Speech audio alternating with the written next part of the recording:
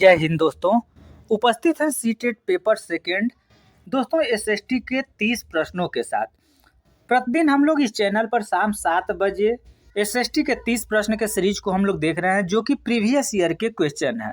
दोस्तों ये भी आपका जो पेपर है ये दिसंबर 2019 का पेपर है और ये आपका सीरीज है ई। दोस्तों इसी के अंतर्गत 30 प्रश्नों के उत्तर को हम लोग देख चुके हैं। आज हम लोग देखेंगे 61 से लेकर के 90 तक के प्रश्नों को हम लोग देखेंगे। तो आइए देर न करते हुए वीडियो को शुरू करते हैं और देखते हैं पहला 61 नंबर का क्वेश्चन। दोस्तों ये भाग 3 यहाँ पर देख सकते हैं, भाग 3 सामाजिक अध्ययन, ये 31 यहीं से हम लोग क्वेश्चन शुरू किए थे। अगर ये वीडियो नहीं देखे हैं, ये जो सारे प्रश्न हैं अगर नहीं देखे हैं तो इस वीडियो के डिस्क्रिप्शन में हम लिंक दे रहे हैं, वहाँ से जा करके आप सारे के सारे प्रश्न आप लोग देख लेंगे। दोस्तों ये 60 नंबर तक प्रश्न हो गया था, 61 से हमें शुरू करना है। ये 61 नंबर का प्रश्न, उन स्वास्थ्य के क्षेत्र में कोस्टा रिका, दोस्तों जन स्वास्थ्य के क्षेत्र में कोस्टा रिका उपागम किसे कहा गया है। दोस्तों ये जन स्वास्थ्य के क्षेत्र में हमें कोस्टा रिका उपागम किसे कहा गया है। तो ये 61 नंबर का तीसरा ऑप्शन सही होता है, सैन्य बल ना रखना ताकि जन स्वास्थ्य पर ज़्यादा खर्च किया जा सके। ये आपका जन स्वास्थ्य के क्षेत्र में कोस्टा रिका उपागम है। 62 नंबर प्रश्न दोस्तों यहाँ देखेंगे 62। 1997 में भारतीय उच्चतम न्यायालय के विशाखा निर्देश की रचना महिलाओं को ... यौन उत्पीड़न से बचाने के लिए की गई थी। तो दोस्तों इसमें अगर देखेंगे तो ये 62 नंबर का क्वेश्चन, ये दूसरा ऑप्शन कार्यस्थलों पर, यानी गाड़ियों में, कार्यस्थलों पर, वैवाहिक संबंधों में, सड़कों पर, यानी क्या हो गया ये 1997 में भारतीय उच्चतम न्यायालय ने विशाखा निर्देश की रचना महिलाओं को कार्यस्थलों पर यौन उत्पीड़न से बचाने के लिए की। नेक्स्ट 63 नंबर दोस्तों, 63 नंबर, निम्नलिखित में से कौन भारत में एक राज्य के राज्यपाल की नियुक्ति करते हैं। दोस्तों भारत में राज्य में राज्यपाल की नियुक्ति कौन करता है। तो ये 63 नंबर का प्रश्न तीसरा सही होता है, केंद्र सरकार करती है। ठीक है। नेक्स्ट 64 नंबर दोस्तों, 64 नंबर, निम्नलिखित में से कौन ग्रामीण प्रशासनिक अधिकारी नहीं है, यानी कौन सा है जो कि ग्रामीण प्रशासनिक पदाधिकारी, पटवारी, नगर निगम, वार्ड काउंसलर, भूमि रिकॉर्ड अधिकारी और लेखापाल। तो दोस्तों 64 नंबर का ये दूसरा ऑप्शन सही होता है, नगर निगम का वार्ड कमिश्नर काउंसलर है जो, वो आपके ग्रामीण प्रशासनिक अधिकारी नहीं है। 65 नंबर, भारतीय उच्चतम न्यायालय द्वारा दिए गए डी के बासु निर्देश क्या है।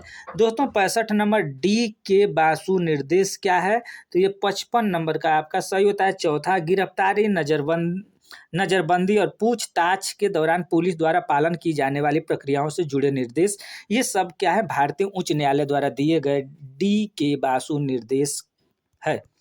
नेक्स्ट प्रश्न है 66 नंबर दोस्तों, थोड़ा सा फास्ट करेंगे। वन अधिकार कानून 2006 अपने शीर्षक में कौन सी श्रेणी के अधिकारों को स्वीकारता है।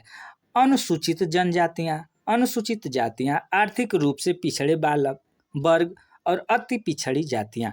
तो ये वन अधिकार कानून 2006 अपने शीर्षक में कौन सी श्रेणी को अधिकारों को स्वीकारता है। तो ये 66 नंबर का आपका सही पहला होता है, अनुसूचित जनजाति। नेक्स्ट है दोस्तों 67, द्वितीयक स्रोतों का एक उदाहरण है, द्वितीयक स्रोत के एक उदाहरण है।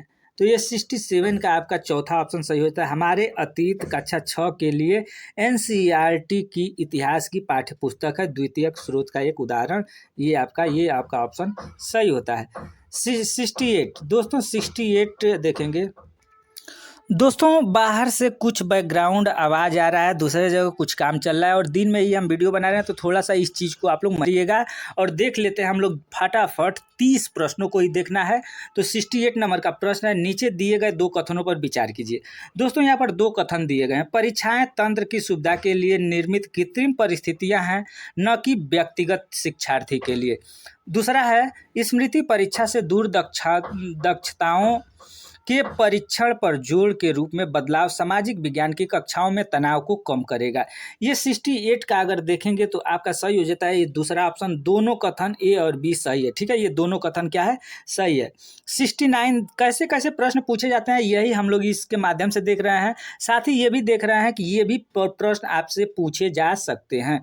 तो सामाजिक विज्ञान के अध्यापक अध्यापिका का मुख्य उद्देश्य क्या होना चाहिए दोस्तों? 69 का सामाजिक विज्ञान अगर कोई शिक्षक या शिक्षिका है तो उसका मेन उद्देश्य क्या होना चाहिए? शिक्षार्थियों में प्रतिस्पर्धा जागृत करना। स्पर्धा तो जागृत करना नहीं हो सकता। सभी तत्व जो समाज का निर्माण करते हैं उसके बीच के संबंधों का बोध कराना। शिक्षार्थियों को सामाजिक ऐतिहासिक याद तथ्य करवाना, याद करवाना ये भी कैंसिल हो गया, या प्रतिस्पर्धा ये भी कैंसिल हो गया। समाज की यथास्थिति बनाए रखने तथा सरकार के सभी निर्णयों को स्वीकार करने के लिए परीक्षार्थियों को तैयार करना। तो यहाँ पर देखेंगे दोस्तों 69 का अगर देखेंगे तो ये दूसरा सही होता है। ठीक है, दूसरा सही होता है क्योंकि यहाँ पर थोपा जा रहा है बच्चों पर सरकार के जितने नियम बनाए गए हैं उसको शिक्षार्थी के लिए तैयार करना, ये भी इसलिए यहाँ गलत हो जाता है। ये दूसरा ऑप्शन सही हो जाता है, सभी तत्वों को समाज की निर्माण करते हैं उसके बीच के संबंधों को बोध कराना। नेक्स्ट 70 नंबर, सामाजिक विज्ञान में आकलन का मुख्य उद्देश्य क्या होना चाहिए दोस्तों? सामाजिक विज्ञान है उसका आकलन करने के लिए हमें मुख्य उद्देश्य देखेंगे तो पाठ्य पुस्तकीय ज्ञान को याद करने की क्षमताओं का परीक्षण तथा सभी परीक्षार्थियों के लिए परीक्षा के तनाव को कम करना। याद करना यानी कैंसिल हो जाता है। उसे शिक्षार्थियों को वर्गीकृत करने और चिन्हित करने के लिए, शिक्षार्थी के बीच सामाजिक विभेदों को दर्शाने के लिए, विभेद अंतर दर्शाने के लिए भी, शिक्षार्थियों को प्रतिपुष्टि देना तथा मानक स्थापित करना जिनको पाने के लिए वे प्रयासरत रहे। तो दोस्तों ये 70 नंबर का चौथा ही ऑप्शन सही हो जाता है। ठीक है, चौथा ही प्रतिपुष्टि देना, मानक स्थापित पाने के लिए वे प्रयासरत रहे। नेक्स्ट है दोस्तों 71 नंबर। 71 नंबर का प्रश्न, सामाजिक विज्ञान की कक्षा में फिल्मों को एक प्रभावी शैक्षणिक उपकरण के रूप में उपयोग किया जा सकता है क्योंकि दोस्तों इसका ऑप्शन अगर देखेंगे तो पहला ही सही होता है, ए बी और सी सही होता है, ए बी और सी सही होता है, डी आपका गलत हो जाता है। तो फिल्में कक्षा के भीतर बाहरी दुनिया को ला सकती है। फिल्में अनदेखे और अनसुने संदर्भों को खोजने की शक्ति से प्रेरित करते हैं। फिल्में ऐसी कहानियाँ, संवादों और छवियों को सामने लाती है जो जीवन में हमसे दूर हो सकी है।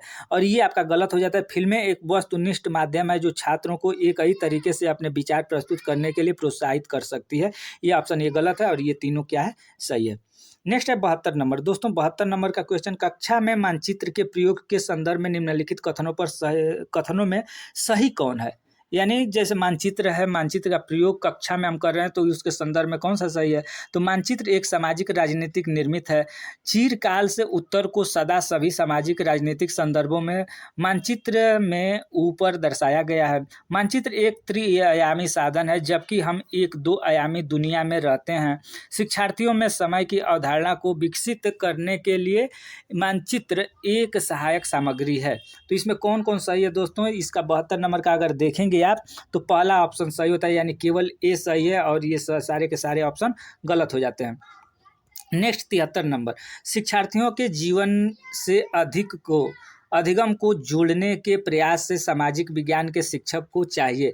यानी शिक्षार्थियों के जीवन से अधिगम को जोड़ना है तो एक सामाजिक विज्ञान के शिक्षक को क्या चाहिए? ए बी सी कथन दिया गया, इसमें से कौन कौन सा सही है? विषय वस्तु में विविध सांस्कृतिक दृष्टिकोणों को इरादतन जानबूझकर सुस्पष्ट शामिल करें। कक्षा में शिक्षार्थियों को उसके निजी पारिवारिक संदर्भ से चिन्हित करना। शिक्षार्थियों को उसके उदाहरण अनुभवों को कक्षा में साझा करने के लिए मौका दें। इसमें से 73 नंबर का अगर देखेंगे तो ये दूसरा ऑप्शन सही, ए और सी सही है, केवल ए और सी सही है, बी और डी आपका बी गलत हो जाता है, ए सी सही है। नेक्स्ट दोस्तों देखेंगे ये भी वैसा ही क्वेश्चन है। इतिहास पढ़ाते वक्त वंशावली चार्ट का प्रयोग होता है। इतिहास पढ़ाते समय वंशावली चार्ट का यानी कोई राजवंश पढ़ाना है, किसी साम्राज्य या वंश के वर्धन एवं विकास को चित्रित करने के लिए। ठीक है, अनुक्रम एवं प्रकार्यात्मक संबंधों को दर्शाने के लिए, एक काल क्रमिक रूपरेखा देने के लिए, शिक्षार्थियों में स्थान की अवधारणा विकसित करने के लिए। दोस्तों ये 74 का अगर देखेंगे तो ये पहला ऑप्शन सही होता है, ए बी और सी सही है। ठीक है, ए सही है, बी सही है, सी सही है और डी आपका गलत है, यानी किसी साम्राज्य, इसको तो हम लोग पढ़ चुके हैं। नेक्स्ट 75 नंबर, दृष्टिबाधित शिक्षार्थियों के साथ कार्य करते समय एक सामाजिक विज्ञान शिक्षक को किस प्रकार से शिक्षण अधिगम प्रक्रिया में अनुकूलन करना चाहिए। दोस्तों, अगर दृष्टिबाधित आपके क्लास में लड़का है तो उसको सामाजिक विज्ञान पढ़ाया जा रहा है तो आपको क्या करना चाहिए। इसका दूसरा केवल ए, सी और डी सही है। ए, सी और डी सही है, बी आपका गलत है। यानी यथोचित विराम तथा पुनरावृत्ति के साथ स्पष्ट एवं उच्च आवाज में बोलना चाहिए।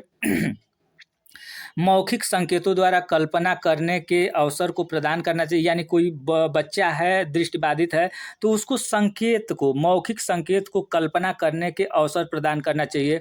कक्षा में चर्चा के दौरान टेक्सटाइल स्पर्श करने वाली सामग्री यानी 3D मॉडल, जैसे मोबाइल के बारे में आप पढ़ा रहे हैं, सेव के बारे में, संतरा, कोई भी चीज़ पढ़ा रहे हैं तो उसका 3D मॉडल, यानी उसको मॉडल देंगे तो बच्चे वो स्पर्श करके सीख सकते हैं। तो ये आपका ऑप्शन सही होता है। विविध प्रकार के आकर्षक दृश्यों वाले कार्यपत्रों का प्रयोग करना चाहिए।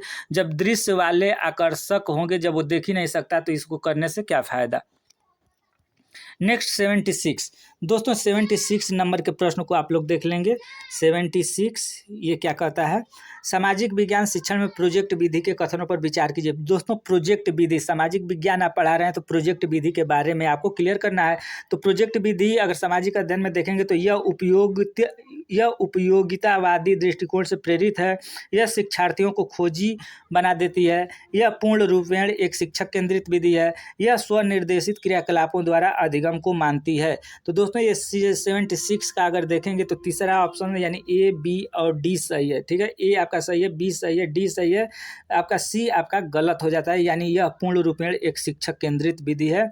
यह जो प्रोजेक्ट विधि है शिक्षक केंद्रित विधि नहीं है। ठीक है, नेक्स्ट है 77 नंबर, अन्वेषण को इच्छित रचनात्मक दृष्टिकोण से एक सामाजिक विज्ञान की शिक्षिका अपने शिक्षार्थियों को किस रूप में देखेगी।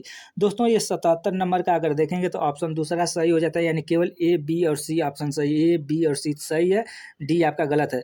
यानी अगर देखेंगे तो सामाजिक प्रक्रियाओं में खोज करने को उत्सुक, स्रोतों के आधार पर कल्पनाशील, समस्याओं के समाधान के सुझावों की कोशिश करने वाले और विवादास्पद मुद्दों को उच्चतर शिक्षा के स्तर पर चर्चा करने के लिए स्थगित करने वाले। ये आपका गलत है और सब कुछ सही है। 78 नंबर, दोस्तों 78 क्या कहता है, सामाजिक विज्ञान के पाठ्यचर्या को अधिक समावेशी बनाने में निम्नलिखित में से कौन सहायक हो सकता है। कौन सा सहायक हो सकता है। दोस्तों, समावेशी शिक्षा पढ़ाने यानी पाठ्यचर्या को अधिक समावेशी बनाने के लिए, यानी सभी बच्चों को एक साथ पढ़ाना है तो वो जो हमारा सामाजिक विज्ञान का पाठ्यचर्या है उसको बनाना है तो कौन कौन से सहयोग कर सकते हैं। तो ये पहला, पाठ्यचर्या को जेंडर संबंधित मुद्दों से जोड़ना, ये तो पहले ही गलत हो सकता है, जेंडर पक्षपाती बात कर रहा है। कक्षा में एक रूप निर्देश एवं एक निश्चित शिक्षण शैली नहीं, अधिक शिक्षण शैली होना चाहिए। इसमें निम्न में कौन सा सहायक हो सकता है, यही अपना आपको क्लियर करना है। विभिन्न स्रोतों को शामिल करना, आधिकारिक एवं निम्न वर्गीय प्रसंगों के एक परीक्षा पत्र सभी परीक्षार्थियों के लिए। तो दोस्तों, ये 78 का अगर देखेंगे तो सही होता है ये दूसरा, केवल ए और सी सही है। केवल ए और सी आपका सही होता है, जबकि डी भी गलत है और बी भी गलत है। 79 दोस्तों, विद्यार्थियों को विवेचनात्मक होना क्यों सिखाना चाहिए। विद्यार्थियों को विवेचनात्मक होना क्यों सिखाना चाहिए। तो दोस्तों, ये 79 का आपका तीसरा ऑप्शन सही होता है। यह समझने के लिए कि मुद्दे उनकी खुद की जिंदगी से कैसे जुड़े हुए हैं, जबकि ये कमियों को इंगित करने के लिए एक लगभग सभी चीज़ों पर दोषदर्शी होने के लिए ये ऑप्शन गलत है। समाज में यथास्थिति बनाए रखने के लिए ये ऑप्शन गलत है। एक रूप समशील दृष्टिकोण की कदर करने के लिए ये ऑप्शन गलत है। ये ऑप्शन तीसरा सही हो जाता है। दोस्तों, नेक्स्ट है 18 नंबर यानी 80 नंबर के प्रश्न, निम्नलिखित उदाहरणों में से विविधता को दर्शाने वाले उदाहरण का चयन करें। निम्नलिखित उदाहरणों में से विविधता को दर्शाने वाले उदाहरणों का चयन करें। दोस्तों, यहाँ पर हम बता दे रहे हैं कि आपको यहाँ से हम 61 से 90 तक प्रश्न करा रहे हैं। इसके पहले आपका 31 से लेकर के 60 तक प्रश्न आपको इसके पहले वीडियो जो बना है उसमें आपको मिल गया है। ये वीडियो नंबर 12 होगा। इसके पहले 11 वीडियो देख चुके हैं, 11वां वीडियो ये था। 12 नंबर का वीडियो है जो कि आपका ये ई सीरीज है। ये 2019 2019 दिसंबर 19 का पेपर है और ये सीरीज आपका ई है। आज ये भी खत्म हो जाएगा एसएसटी का पेपर। 80 नंबर दोस्तों, 80 नंबर का प्रश्न है, निम्नलिखित उदाहरणों में से विविधता को दर्शाने वाले उदाहरण का चयन करें। तो 80 नंबर का अगर देखेंगे तो ये ऑप्शन नंबर 4 सही होता है। परितोष को बांग्ला अच्छी आती है, यह सुचिता हिंदी बोलती है। वहीं सुचिता हिंदी बोलती है, ठीक है। ये आपके ऑप्शन 80 के अनुसार ये सही होता है, चौथा। नेक्स्ट है दोस्तों 81 नंबर, एक स्कूल के सामाजिक विज्ञान के शैक्षणिक भ्रमण में जीरो बोमडीला, नमदाफा राष्ट्रीय उद्यान, त्वांग एवं लिसांग गांव को शामिल किया गया। किस माध्यम से विद्यार्थियों को आप भ्रमण किए गए 2 राज्यों को इंगित करने को कहेंगे?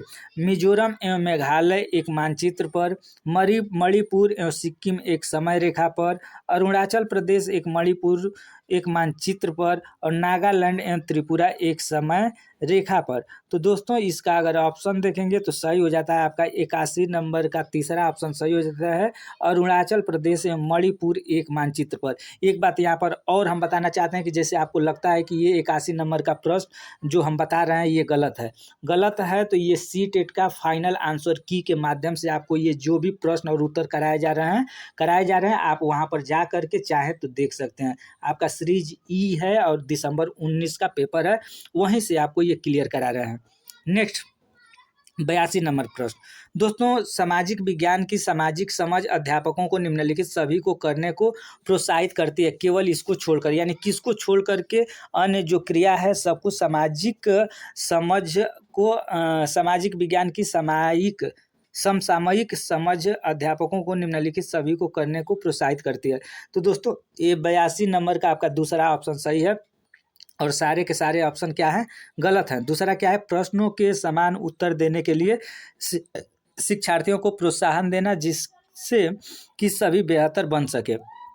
नेक्स्ट 83 नंबर दोस्तों और 7 प्रश्न है, निम्नलिखित में से जेंडर रूढ़िवादिता का उदाहरण नहीं है, यानी जो जेंडरवादिता का उदाहरण नहीं है, इसमें किसमें कौन सा ऐसा पॉइंट है जिसमें जेंडरवादी का उदाहरण नहीं पाया जाता है? तो सिर्फ लड़के, यहाँ सिर्फ लड़के आ गया तो यहाँ जेंडरवादी हुआ है, सिर्फ लड़कियाँ यहाँ भी जेंडरवादी हुआ है। हालांकि लड़के कक्षागत चर्चा में दबदबा बनाने का प्रयास करते हैं, लेकिन लड़कियों एवं लड़कों दोनों की सहभागिता को प्रोत्साहित किया जाता है, यानी दोनों के सहभागिता को प्रोत्साहित किया जाता है। ये ऑप्शन सही होता है। कक्षा में अनुशासन बनाए रखने के लिए लड़कों एवं लड़कियों को अलग अलग पंक्तियों में बैठाना चाहिए, ये भी आपका गलत होता है। ये सारे जेंडरवादी बात करते हैं, लेकिन ये आपका एक जेंडरवादी का उदाहरण नहीं है। नेक्स्ट 84 नंबर दोस्तों 84 है, सामाजिक विज्ञान शिक्षण को प्रभावी बनाने के लिए अति आवश्यक होगा। ये ABCD ऑप्शन दिए गए, इसमें से कौन कौन सही है?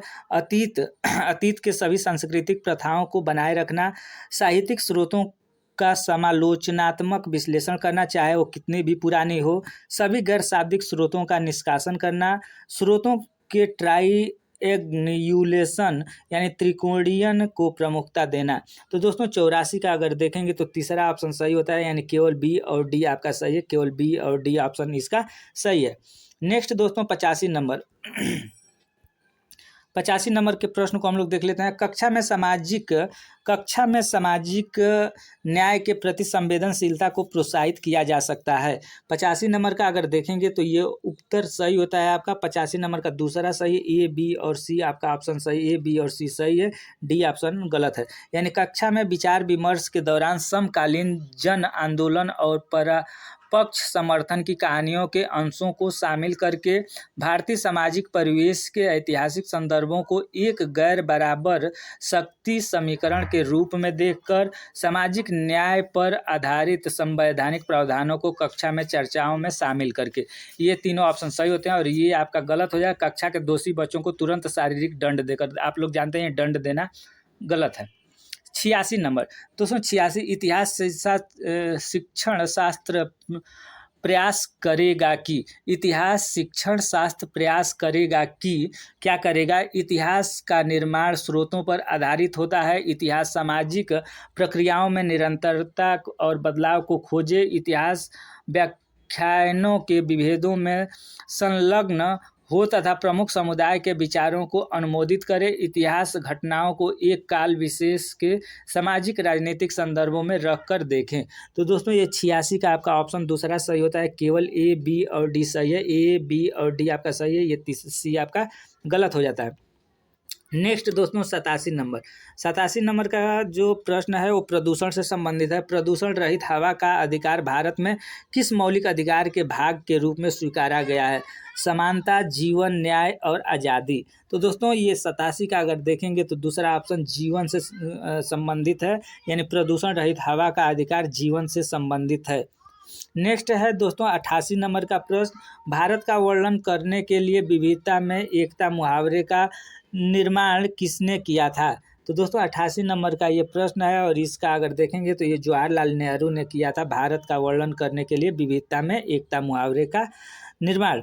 नेक्स्ट है 89 नंबर दोस्तों, लोकसभा में कितने सदस्य मनोनीत होते हैं, न कि मतदान द्वारा चुने जाते हैं? तो ये 89 नंबर का अगर देखेंगे तो तीसरा ऑप्शन दो, यानी मतदान द्वारा चुनकर आते हैं। 90 नंबर और आज के सेशन का ये लास्ट क्वेश्चन है। 2006 में नेपाल में सरकार का रूप राजतंत्र से बदलकर ... हो गया था। तो दोस्तों 2006 में जो नेपाल से सरकार का रूप राजतंत्र से बदलकर 90 नंबर का ये क्वेश्चन है, लोकतंत्र हो गया था। दोस्तों ये वीडियो आपको कैसी लगी? वीडियो अच्छी लग रही हो तो वीडियो को लाइक कर देंगे, शेयर कर देंगे। और जैसे अब 2019 का ये हम लोग पेपर देखे, अब 2020 का आप पेपर देखने के लिए इस चैनल को सब्सक्राइब करके बेल आइकन को दबा लेंगे। धन्यवाद।